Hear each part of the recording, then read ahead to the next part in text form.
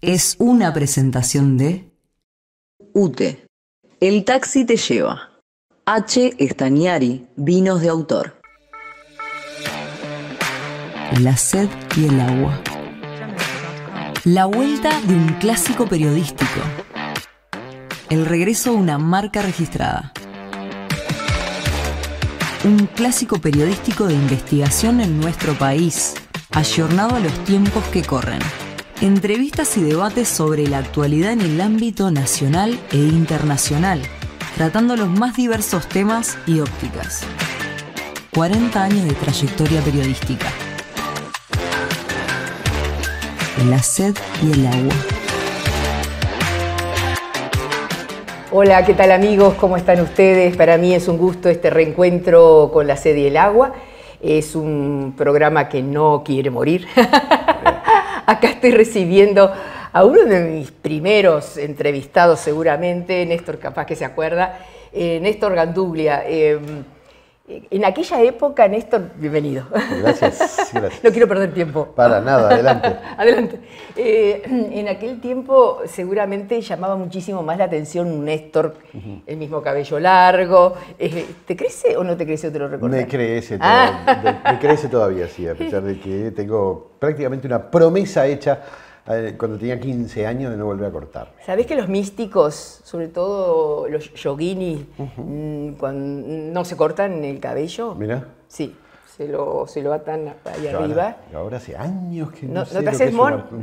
una peluquería. ¿No te haces un moño acá? No, nunca. Lo dejo hacer crecer. Pero así, capaz que haciéndote... Medio salvaje. Lo más salvaje que tengo es el pelo. No, y a lo que te dedicás, ¿no? Es bastante salvaje, es bastante salvaje. Néstor es psicólogo y psicólogo social, ha escrito muchísimo, sobre todo aquellas leyendas urbanas, cierto, ¿no? Que al principio las contabas y después las recopilabas en textos. Exacto. Y hay 6 libros, de esos, editados con Planeta, además de ensayos y cosas por ahí, pero... para el gran público, 6 libros ya, este que presentamos ahora es el 7º. Este es increíble porque tiene, claro, relatos cortos. Es cierto. Y se basa mucho en la historia, pero yo qué sé, a mí, por ejemplo, me llamó muchísimo la atención el pene, mira lo que te voy a decir, qué loca, ¿no? Mi cabeza, de Bonaparte, qué sé yo. El pene de Napoleón De Napoleón Bonaparte. Exacto. ¿No era Napoleón Bonaparte? Sí, claro. Sí, me llamó la atención, sí, claro que era que eso. Sí. Pero yo fui en realidad derecho. Eso fue gran noticia ya por los años 70. Es la culminación de todo un proceso muy loco de 2 siglos casi, en que estuvieron de moda en Europa las momias. Momificar. Primero que nada, por supuesto, las momias egipcias, digamos. La momia es sinónimo de Egipto para muchísima gente. Sí, digamos. también acá en América. Exacto, sí, pero bueno, las archicélebres en Europa eran aquellas, digamos, que con la propia invasión napoleónica en Egipto empezó a ponerse de moda, se creó un increíble mercado de miles y miles y miles de momias, digamos, que andaban circulando por toda Europa.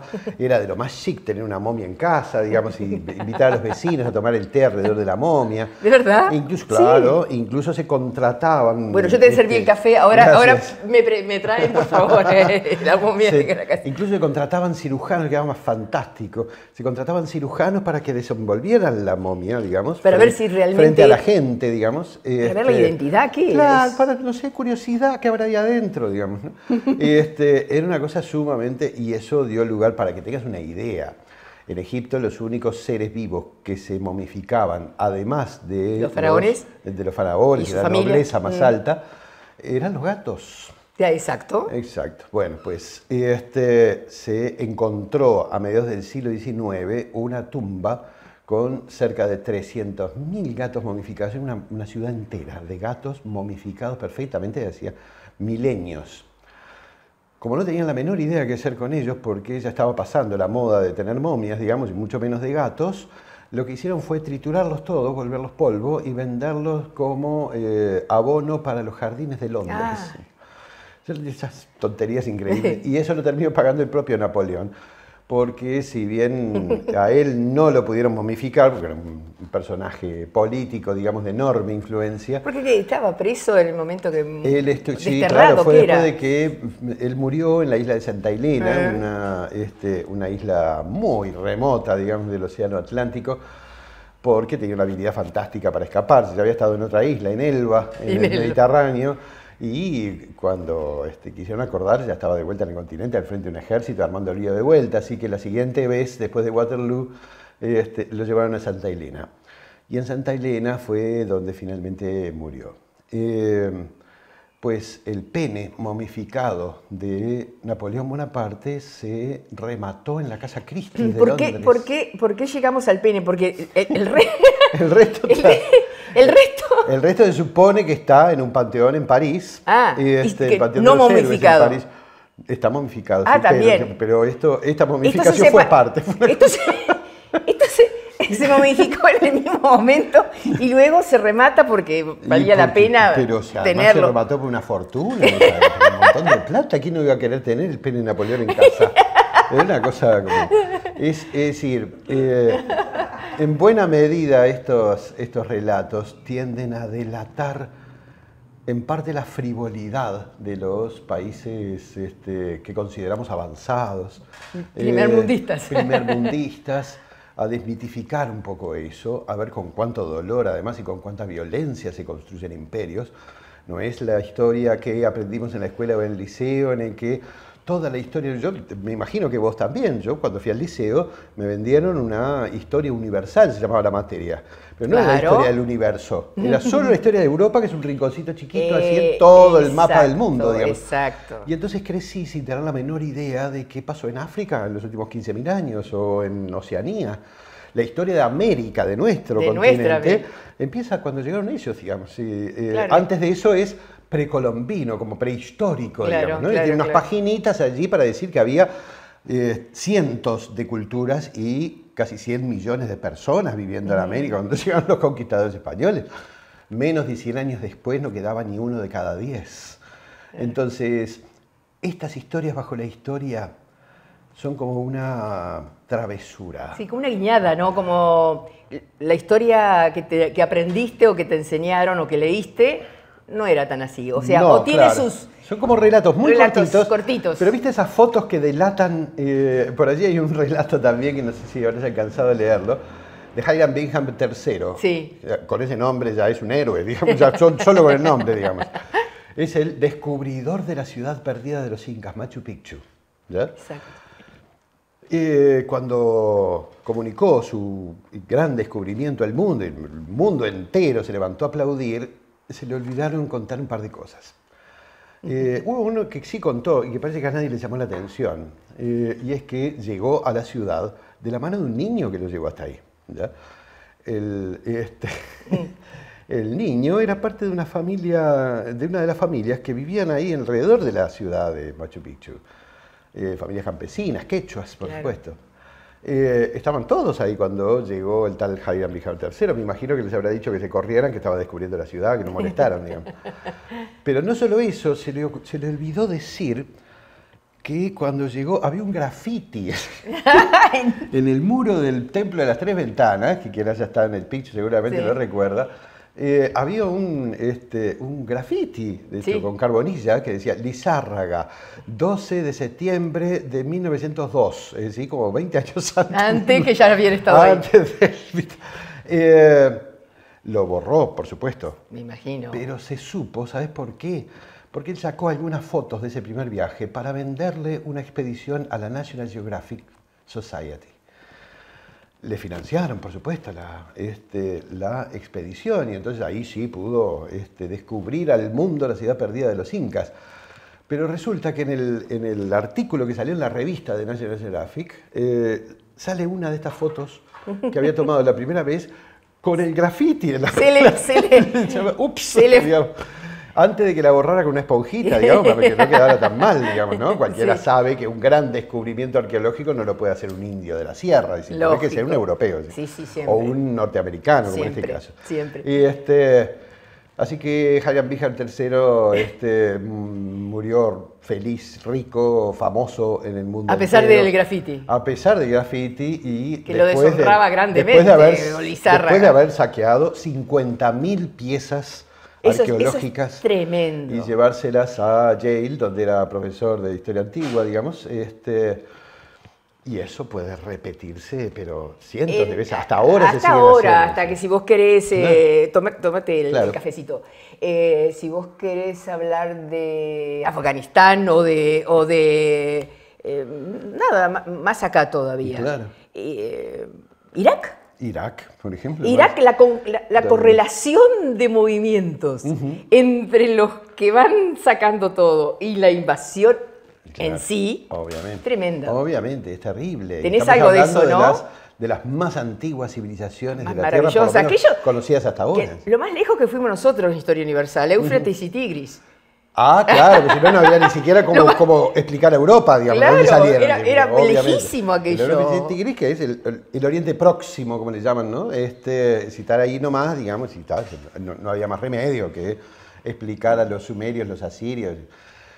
Yo creo que en buena medida también lo incluyeron porque esas civilizaciones eran un buen ejemplo del carácter más profundo de la civilización europea de a partir de entonces. Vos sabés que la historia de Europa es la historia de las guerras. Es una guerra atrás de la otra, es decir, nunca pasó un año sin guerras en Europa. Y ahora es gran promoción, digamos, claro. Una promoción tremenda, pero en realidad en toda esa historia universal es una guerra detrás de otra. Y eso empezó ya con las civilizaciones mesopotámicas, porque imagínate que estaban entre dos ríos y era la única área verde inmensa en un desierto gigantesco. Entonces aquello era una civilización tras otra. Venían los sumerios, levantaban sus ciudades imponentes, qué sé yo.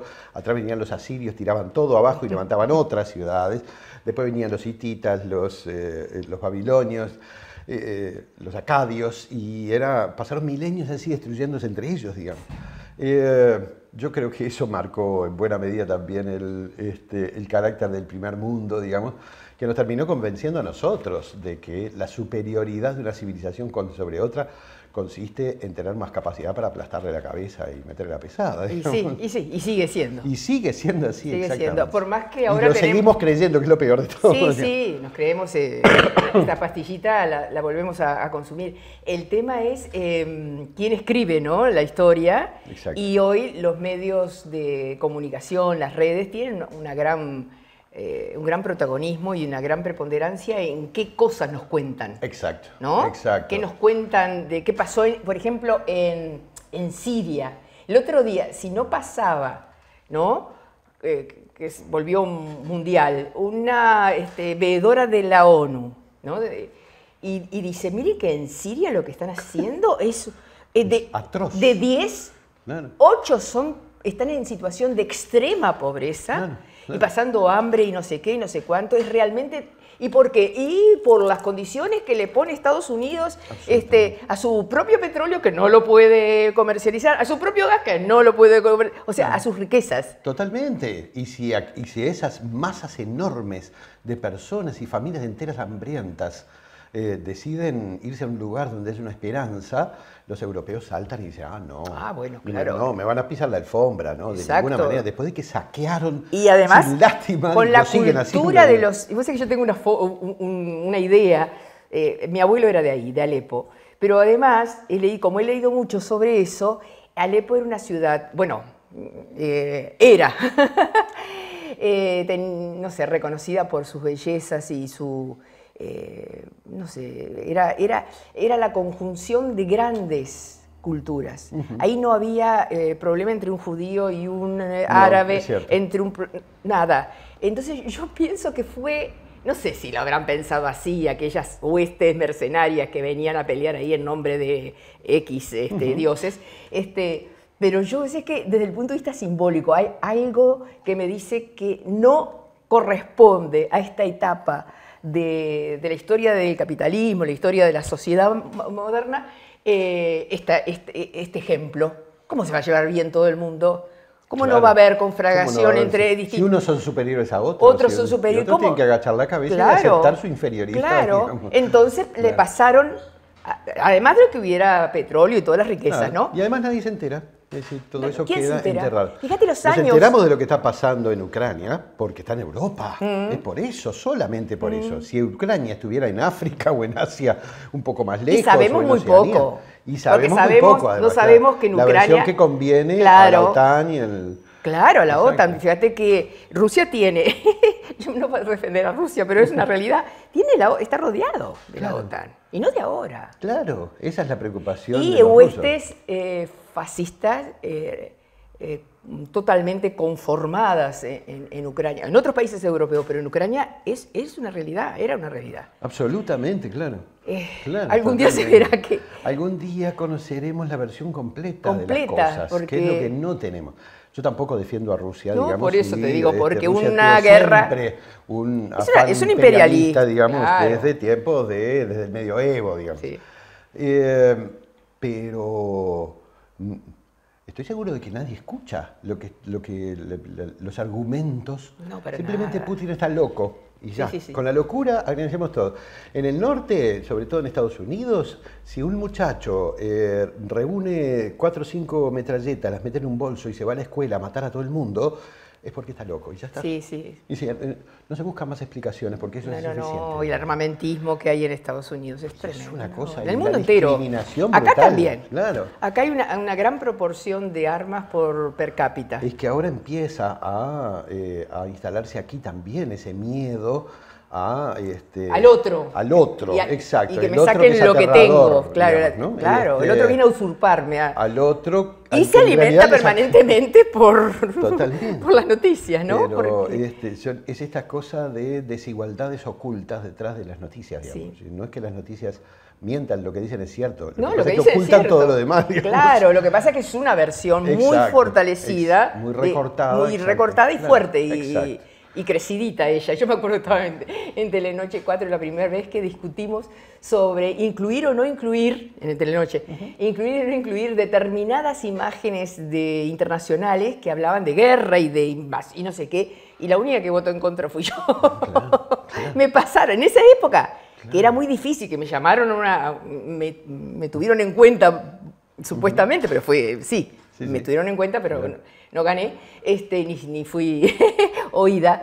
Nada, y de ahí en adelante, digo Telenoche porque de ahí en adelante se abre en el mundo, ya no en Uruguay, se abre en el mundo esa cantidad de imágenes que te llaman al terror y a la... Totalmente, y a la- sí, ¿Cuál otro?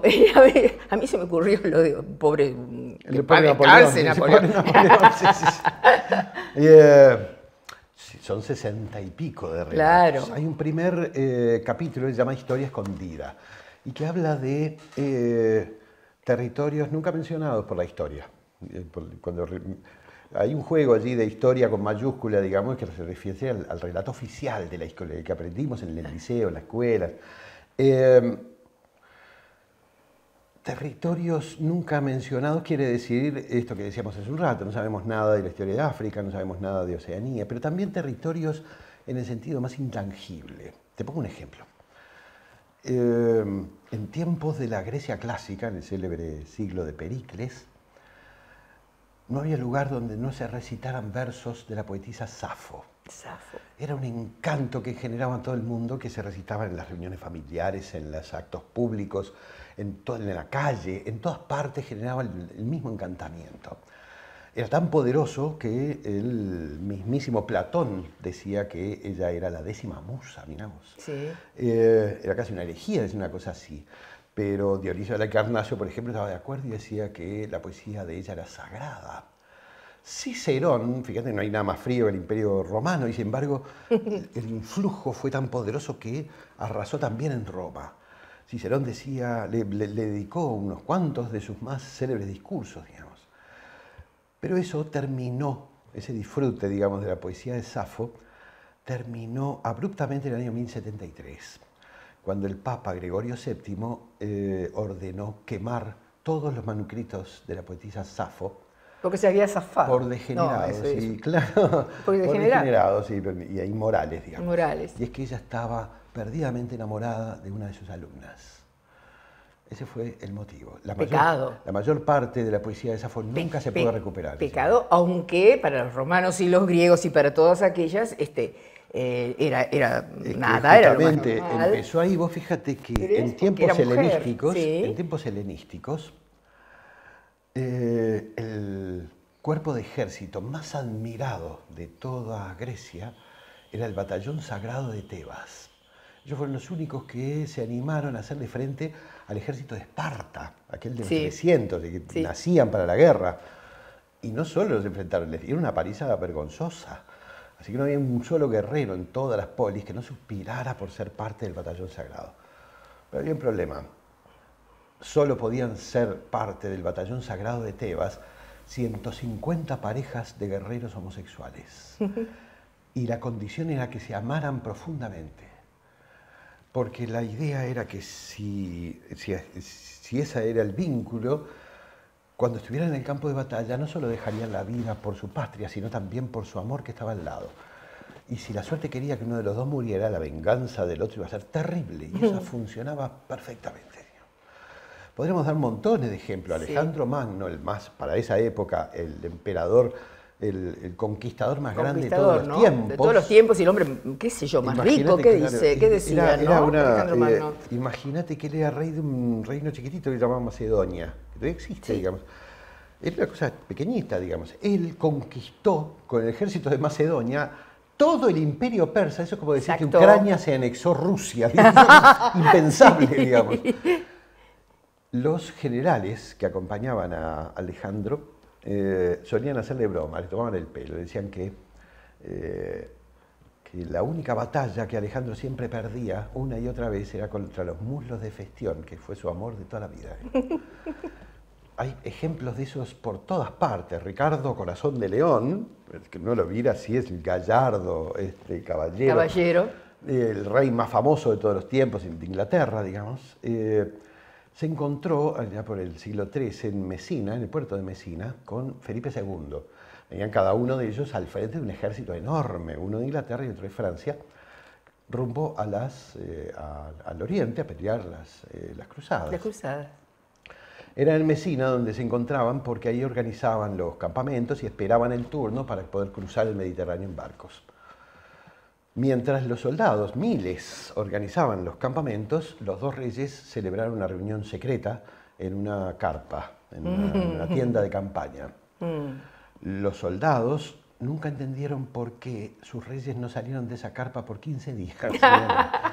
Estaban estudiando los mapas. Estaban estudiando los mapas, supongo, pero aquello terminó con un berrinche de un tamaño tan grande que Felipe II se volvió a Francia con todo su ejército. No hago la cruzada, no hago la cruzada. Ricardo Corazón de León sí siguió a Tierra Santa y hasta hay muchos historiadores que afirman que tuvo un amorío con Saladino, que era el emir de Egipto que comandaba las fuerzas de los sarracenos, los enemigos, digamos. Otro gran general. Otro gran general. Así que esto está repleto de cosas así, digamos, ¿no?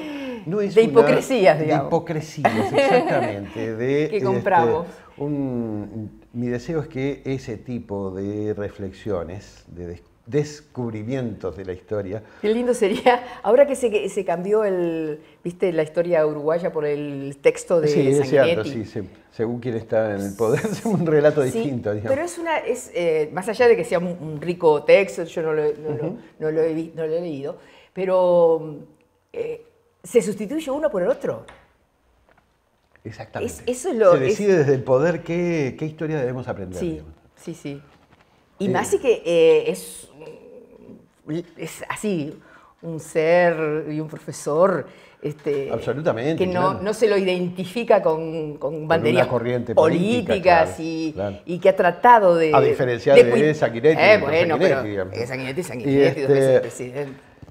No solo dos veces presidente, sino el actual creador de la coalición. Yo creo que el ejemplo que da Raquel, claro, yo creo que Raquel, el ejemplo que das delata muy bien algo que está en el sustrato, en el sentido mismo de este libro. Y es que detrás de todo relato de la historia, en realidad hay un proyecto. Hay un proyecto de sociedad, un proyecto de país, un proyecto del mundo. Es por eso que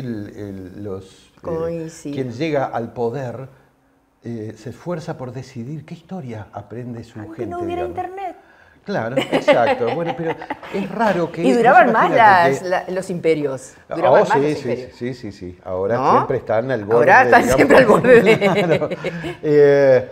Yo creo que es momento de que nos apropiemos de la historia. Es decir, en este libro Qué se lindo, cuenta. qué invitación linda a revisar y a estudiar. Pero claro, lo que pasa es que hay ciertos campos del conocimiento que nos definen, que nos cierran o nos abren puertas en el futuro. La medicina, por ejemplo, no puede ser cuestión solamente de médicos. Lógico. Somos lo que hacemos para preservar nuestra salud. La justicia no puede ser cosa de abogados. Y Solo. la historia no puede ser cosa de historiadores, digamos. De alguna manera tenemos que responsabilizarnos todos de cómo nos contamos nuestra historia, porque eso es lo que define hacia dónde caminamos. La psicología social te dio ese impulso, ¿no? Absolutamente, en buena medida porque uno va comprendiendo, digamos, en el estudio de los vínculos en las sociedades humanas, de qué modo, en buena medida, nos comportamos en función del relato que nos hacemos de nosotros mismos. Hay un relato de nuestras propias historias personales. Cuando uno va al consultorio del psicoanalista, por ejemplo, el psicoanalista te empieza a hacer preguntas y te obliga a repensar el relato de toda tu propia historia desde el nacimiento, digamos. Eso no es para revivir heridas ni torturarte ni nada de eso, sino es porque el psicoanalista sabe que es en ese relato donde están las puertas que te está cerrando, Claro. digamos, y que no te permiten la génesis, avanzar ahora. claro, del relato oficial. Exacto. Tuyo, de cada uno. Del tuyo de cada uno. Tuyo Lo mismo pasa con internalizado, las el sociedades internalizado. humanas. Claro. Exactamente eso mismo Claro. sucede con las sociedades humanas. Es decir, el relato que nos hacemos es trascendental.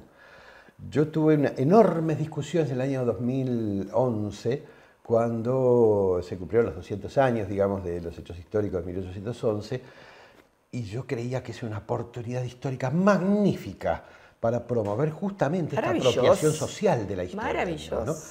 Lamentablemente, todo el dinero que hubo a disposición se dedicó a un show gigante, digamos, que ni siquiera hicieron los uruguayos, trajeron unos catalanes.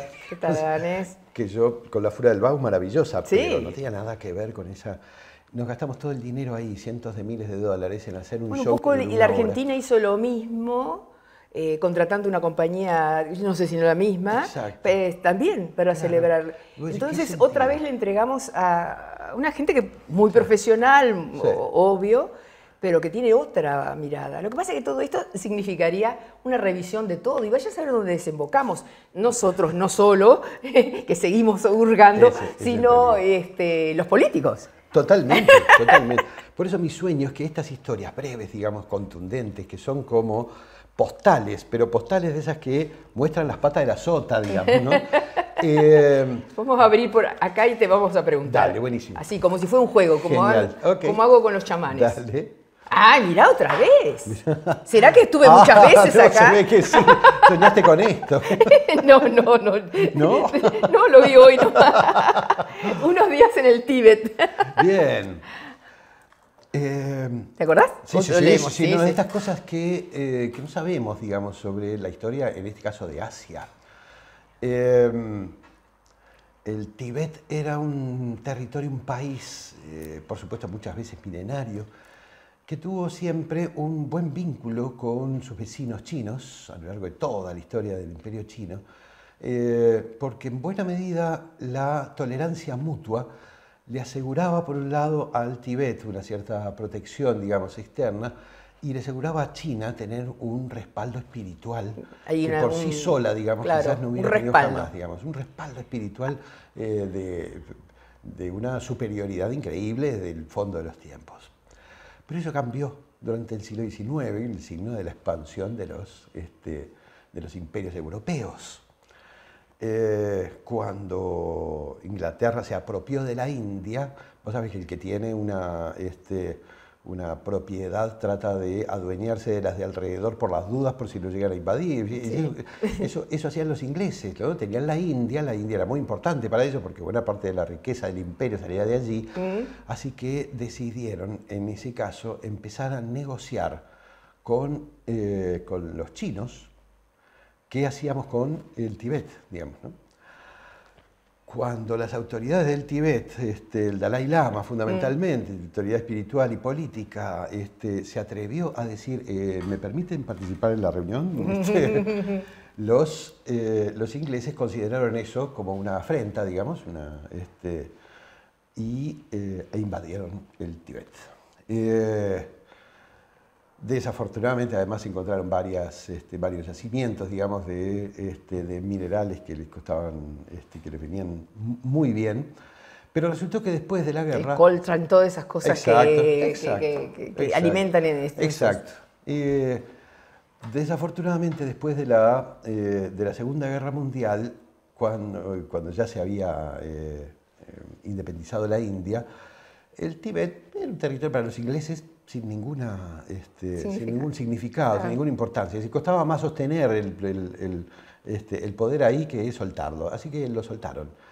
Y eso fue la señal para que Mao Zedong, Mao Zedong, como decíamos en nuestros tiempos, decíamos nosotros, invadiera el Tíbet, considerándolo propio, digamos, como quien suelta un elefante en un bazar, digamos, ¿no? Fue un destrozo espantoso, de tal magnitud que antes que morir en manos de soldados chinos, los sacerdotes budistas del Tíbet se inmolaban, pero se inmolaban después de beber petróleo durante un buen rato para que no los pudieran apagar cuando se prendían fuego a sí mismos. Sí, y eso fueron decenas y decenas, digamos. El Tíbet todavía está esperando que algún día le devuelvan, digamos, su propio territorio. El Dalai Lama sigue viviendo en la India. Y las monstruosidades. Y cuando se despierte, todavía. Cuando se despierte la India, Pakistán y Indostán agarrate fuerte y quieran ser parte del relato de la historia que nunca les cedieron, digamos, y empiecen a contar su propia manera de decir las cosas. Empiecen a contar. Exacto, eso es pero lo que nunca nos dicen, digamos, ¿no? No, y además armamentistas y hasta... Claro, totalmente. Después nos grandes quejamos consumidores de armas letales. Totalmente. Bueno, las armas son casi todas letales. Sí, ¿no? sí. La cosa es tan hasta un vaso de agua puede ser. ¿Sabes que cuando llegaron los ingleses, me refiero al Tíbet, los sacerdotes les contaban leyendas, supuestamente, digamos, sobre un personaje terrible, el que llamaban Yeti. Como los ingleses no sabían mucho, digamos, todavía la lengua, lo que entendieron fue que se trataba de un monstruo blanco peludo, que andaba por la nieve haciendo cosas horribles. Y ellos estaban refiriendo a los imperios europeos. Claro, la yeta era la yeta de los imperios europeos. Menos mal que nos tomamos con humor esta historia tan dolorosa de la humanidad. Absolutamente. Yo creo que el humor es un buen... ¿El qué? ¿El humor? El humor es un buen vehículo para estas salvará el mundo, movidas como dice. De piso, digamos, porque cuando empezamos a entrever la inmensa... Es una forma de decir las cosas como son. Absolutamente, claro, a través del humor. El humor salva. Este libro tiene bastante de humor, sí. Y tiene bastante también de tragedia, y tiene de magia, y tiene de ternura, y tiene de escándalo. Me refiero a cosas como... pocos saben que el pomposo himno británico, el himno nacional británico, se llama God Save the King. Iba a decir de Queen, pero eso hace poco. El hijo de la Queen. Claro, exacto. En realidad se compuso 100 años antes de ser el himno nacional británico para celebrar el éxito de una operación de hemorroides. Sí, ya lo leí. Y no en Inglaterra, sino en Francia, digamos, ¿no? Las hemorroides de Luis XIV, que era el rey Sol en aquel tiempo. Es decir, muchas veces este tipo de breves sí. Como destellos, son como destellos, claro, ¿cierto, no? Algunos otros te indignan. La aspirina es un invento guaraní. Exacto, es así. La independencia de América Latina, todo el proceso de independencia. Nosotros nos cuentan de Bolívar para adelante, pero porque no quieren contarnos que tras Bolívar, digamos, antes de Bolívar, la independencia de América Latina empezó en una islita de Morondanga del Caribe, en una ceremonia vudú. Que no era Cuba. No, no era Cuba, era Haití, digamos, la primera nación libre de...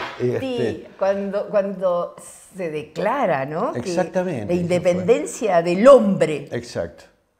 Y ellos creen que se referían a ellos. Totalmente. Nada que Nunca ver. se enteraron, ¿viste? Nada que También ver. está eso, digamos, ¿no? Qué terrible hay es eso. una de estas historias que se llama ¿qué viene a ser el hombre? Digamos. Sí, está Porque, acá, sí. esto, ¿no? Cuando se declaró los derechos del hombre y del ciudadano, esa cosa que teníamos como un asombro en el liceo. Y veneración. Resultó que, bueno, obviamente los negros no estaban incluidos, mandaron barcos con guillotinas para convencer a los negros de que la Declaración de los Derechos del Hombre se refería al hombre, no a los negros, digamos. Pero tampoco incluía a las mujeres. Las mujeres que se habían jugado con una horquilla en la mano contra los muros de la Bastilla, no podían votar. No podían tener propiedades, no podían decidir si casarse o no. Estamos hablando de la revolución.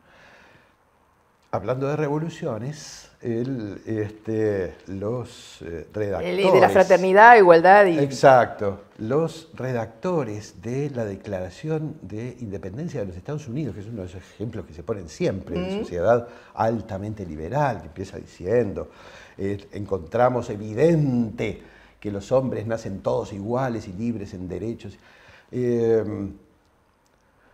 Fue redactada por gente que tenía cientos de esclavos en su casa y no dejó de tenerlos incluso después de la independencia. Y estamos hablando de George Washington, estamos hablando de Stephen, estamos hablando de los grandes héroes de las revoluciones del mundo. Tampoco nos dicen que en realidad la primera declaración de derechos humanos que ahora se conoce no fue en Europa, digamos, sino en el corazón de África, 400 años antes de la Revolución Francesa, en un sitio que se llama Kurukan Fuga, y que todavía se reúnen una vez al año para celebrar ese hecho increíble, cuando se celebra la fundación del Imperio de Mali. Y la fundación se inició con lo que llaman la Carta de Kurukan Fuga, que es un asombroso texto que declara, digamos, hermosísimo, donde no solo se declara la igualdad de todas las personas, incluyendo a las mujeres, e incluyendo a los extranjeros, con eso se refería a los blancos que en Mali solían hacer tránsito. El mal ejemplo de Alepo. Exacto.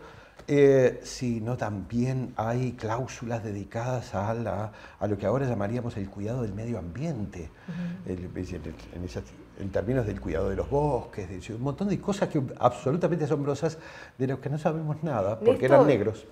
Vos que sos un estudioso de todos estos temas, ¿crees que realmente, ahora hay como una revisión ahí, han habido muchas civilizaciones humanas que se han exterminado y vuelta... Yo creo que te referís a si antes de las civilizaciones que conocemos como las primeras, digamos, si hubo otras oleadas hasta donde civilizatorias. Nosotros podemos llegar a lo más atrás, si hubo antes. Yo creo que, yo tengo la certeza de que sí, sin demasiado fundamento sólido todavía, pero hay demasiadas incongruencias en el relato de la historia como para no considerar seriamente la posibilidad de que mucho antes de los sumerios o los asirios o los egipcios hubieron civilizaciones que se extinguieron. Algunos piensan que por cataclismos, digamos, de alcance mundial. Sí. A quien le parezca que eso es imposible, basta que mire para el futuro unos cuantos años y vamos a ver todavía cosas verdaderamente terribles. Y que dejaron huellas difíciles todavía, digamos, de solidificar en buena medida, porque hay una resistencia absolutamente asombrosa de la arqueología en admitir cualquier cosa que se salga en el relato que está instalado. Por ejemplo, hemos negado sistemáticamente la existencia de civilizaciones avanzadas en América 15 o 16 mil años atrás, cuando se supone que los neandertales venían pasando, digamos, por el hielo. Sí. y cómo, digamos, las migraciones chinas y demás podían, inclusive de África o de Asia, ¿no? Podían cruzar porque el mar no había cubierto y lo cruzaban caminando. Pero hay cantidad claro, de historiadores que están... Hay montones de restos arqueológicos que no se dan a publicidad. Porque contradicen el relato de la historia y porque muchas veces esas contradicciones atacan la base misma de la idea que tenemos de civilizaciones superiores, digamos, y por qué lo son. Lo que decíamos hace un rato, nos ha convencido de que una civilización es superior cuando puede aplastar a la otra, digamos, ¿no? Y entonces eso quiere decir que es superior. Eso tiene un fundamento teórico muy fuerte en la idea de que las ciudades, que es el primer síntoma de una civilización consolidada, al menos en la cabeza europea, las ciudades se crearon como sistema de defensa y ataque cuando la agricultura empezó a generar excedentes de riqueza, digamos, que otras personas podrían venir a tomar, digamos, por la fuerza. Es la cabeza europea, digamos. Y eso viene sosteniéndose mientras no se encuentren lo que se llaman las ciudades madre. ¿Qué es una ciudad madre? Sabemos que hay unos pocos focos civilizatorios, solo 7 u 8 focos civilizatorios en todo el mundo. Focos civilizatorios son los lugares donde se generaron grandes experiencias civilizatorias. En Egipto, por ejemplo, en África, en la India, China y Mesopotamia, en Asia. Aquí en América suelen considerarse solamente los mayas y aztecas en Mesoamérica y los incas, esos dos. Si se encontrara la primera ciudad diría si se construyó efectivamente como un bastión de defensa y de ataque, digamos, o si todo eso es una inmensa mentira. La ciudad madre de América se encontró, se llama Caral. Claro, aquella que estaba perdida en la selva, ¿no? O sea que la descubrieron. No se supo nada, primero que nada, porque no la descubrió un europeo, sino una peruana, porque además la arqueóloga era una mujer, digamos, y no un hombre, lo cual tampoco es congruente con la... No, tampoco es admisible, pero sobre todo porque Caral, que tiene una antigüedad absolutamente asombrosa de 12.000 años, no tiene una sola instalación, ni siquiera una señal defensiva, de que hubiese un arma de ataque o de defensa, murallas, sitios para acopiar material, armamento o cosas por el estilo. No tienen absolutamente nada de eso. ¿Esa será la ciudad madre? Esa es claramente la ciudad madre, de al menos parte del mundo, en lo que conocemos ahora, ¿no? Digamos, geográficamente hablando. Exactamente. Es la ciudad por lejos más antigua y es tan antigua como las más antiguas. ¿Y dónde queda geográficamente ahora? ¿En Perú? En Perú, sí, claro. Es decir, yo creo que es una buena cosa, y ojalá este libro ayude, que nos estemos proponiendo repensar. Porque la historia de la que estamos hablando es nuestra historia. Sí. Y es la que decide qué camino. Pero ahora que está de moda la física cuántica, la energía y todo eso, una vez, es un dicho que prefiero decir, una vez que te das cuenta, ya está. Es cierto. Pero las estructuras de poder son muy fuertes. Exacto.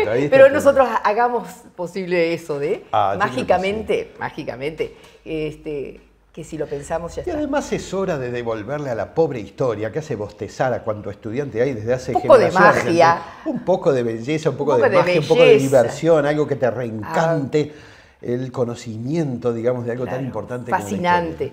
Como una historia chiquitita para ir terminando de Uruguay o de Montevideo, o la que más crees tú que te ha impactado. Bien.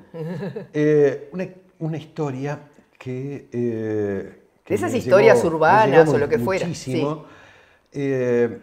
Tuvo lugar, en realidad, me enteré de ella en el campo, fíjate vos, conversando con la peonada de una estancia, no muy lejos de Guichón, en el departamento de Paysandú. Hablábamos de Aparecido, de Casas Encantadas, esas cosas, digamos, con los peones, cuando uno de ellos me dice, mire, Gandulia, vamos a hacer una cosa. Usted suba hacia el Sulqui, que yo le voy a llevar hasta un lugar donde sale luz mala. Ah, la flauta, dije yo mismo. ¿Cómo no? Bueno, vamos. Y allá me trepé al sulky y el hombre salió al galope, al trote largo, una charla lindísima, buen rato, hasta que al final paró en la punta de una lomita. Y me dice, mire, Gandul, ¿usted ve lo que hay abajo? Y nos bajamos el sulky. Mire, y lo que veía era un pedazo de rancho, un cimiento, un pedacito de pared y nada más. Veo, le dije yo. Bueno, me dice, mire, si usted viene de tardecita por acá, a lo mejor tiene la suerte de ver cómo de adentro de ese rancho sale una lucecita. No una luz así, ¿no? Una cosita, tipo una velita, un farolito, una cosa así. Y arranca a dar vueltas despacito alrededor de ese rancho, anita de la noche, una paciencia, va y vuelve, anita de la noche, da vuelta, hasta que sale el primer rayo del sol y desaparece. Ah, le dije yo, ¿de quién sería ese rancho? Ah, me dice, va a tener que ir al pueblo a averiguar, porque veo que acá no fuimos ni a la escuela. Acá todo el mundo le dice el rancho de la Melchora, pero usted va allí y pregunta, a lo mejor sabe alguien. Por supuesto, me digas que es la Melchora de... Era ni más ni menos que doña Melchora Cuenca.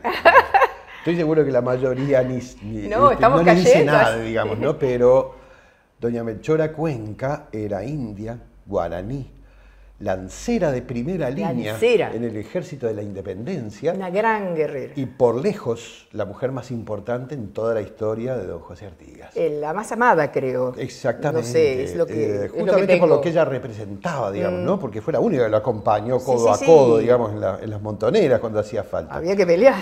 Doña Melchora conoció a Artigas en el Ayuí, ni más ni menos. Se casaron 3 años después en Purificación. Tuvieron 2 hijos juntos. Es increíble que no sepamos nada, que esto no aparezca en la tapa del libro, digamos. Quizás tiene que ver con que cuando Artigas se tuvo que ir al Paraguay, ella decidió quedarse. El primer gobierno de la República le ofreció una pensioncita, pero no se murió de hambre, una vergüenza, una heroína de la patria. Ella gentilmente contestó que no, que muchas gracias, que podían guardarse la pensioncita donde quisieran. Y dedicó el resto de su vida a vender por las calles del pueblo, fíjate vos, la ropa que ella misma hacía con sus manos. Yo la verdad es que me enorgullezco de que la lucecita de doña Melchora todavía sigue dando, güey, con esa paciencia, ¿no? Como esperando que alguna madrugada le demos el lugar en la historia que nunca le quisimos dar. Pero claro, doña Melchora tenía muchos problemas para ser parte de nuestros textos de historia.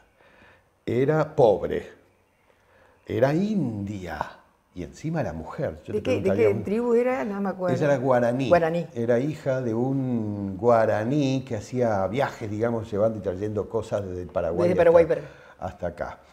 Y cuando ella se enteró, digamos, de las primeras rebeliones contra los españoles, decidió sumarse. Era una chiquilina todavía. Al parecer, bueno, por lejos, está muy lejos de ser la única lancera de primera línea, ¿ya? Incluso había muchas mujeres ya en tiempos de la Batalla de las Piedras. No las busques en el cuadro de Blanes porque no vas a encontrar ninguna. Pero eso no es extraño porque en tiempos de la Batalla de las Piedras sabemos por crónicas de la época que más de la mitad del ejército artiguista eran negros. No los busques tampoco en el cuadro de Blanes. Está lleno de gente, pero no hay ni un negro. Demasiado que hablamos de la Alsina, ¿no? Es una excepción total. Sí, y después vamos descubriendo. Fuimos decir, no, pero que era poeta, esto, aquello. Claro, y que escribía. Decía negro, mira si cómo vas a ver todo eso. El parte de batalla de Artigas decía que los españoles en las piedras caían bajo el peso de las boleadoras. Obviamente las boleadoras las manejaban los indios. Digamos. Exacto. Bueno, tampoco hay un solo indio. Y mirá que el cuadro está lleno de gente, mírenlo, no estoy mintiendo. Sí.